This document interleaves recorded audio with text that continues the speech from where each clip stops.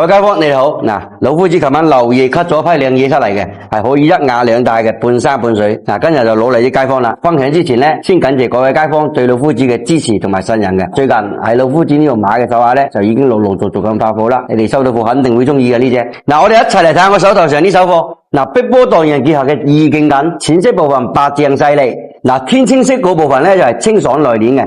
顏色過度自然，戴上手肯定別有一番風味嘅。毛胚可能你哋未必睇得明嘅。我依家扎起條成品俾大家睇下個效果究竟係點樣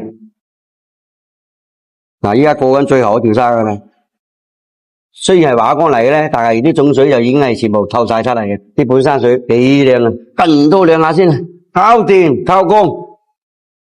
輕輕咁拋下啲光粉都全部呈現出嚟啦。買手鐲咧就要買啲種質比較硬淨啲嘅，夠老啊！你睇下啲種老啊，食得硬嘅話咧，你做起身咧，我哋咧就好清楚噶啦。我哋做起身你拋光嗰時都特別好拋，特別光啲嘅，啲光粉全部呈現得好快嘅，唔同嗰啲種差嗰啲咧，拋死嘅都唔光。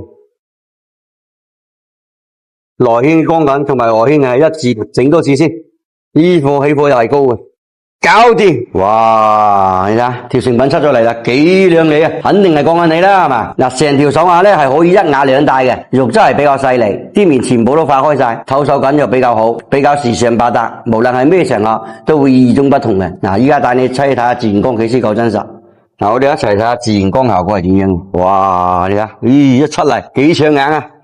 你睇下喺自然光下一啲都唔失色嘅，你睇天青色部位依然睇到更搶眼嘅，白色個部位乾乾淨淨，成條手鐲總體嚟講咧係冰冰透透嘅，你睇真係越睇越靚嘅呢種。我哋自然光就已經體現啦。喺老夫子工場呢度咧，仲有好多呢種半山半水嘅翡翠手鐲嘅。如果大家睇啱中意嘅話咧，跟住老夫子打4個字，我要一隻，咁就 OK 啦，我嚟幫你哋安排。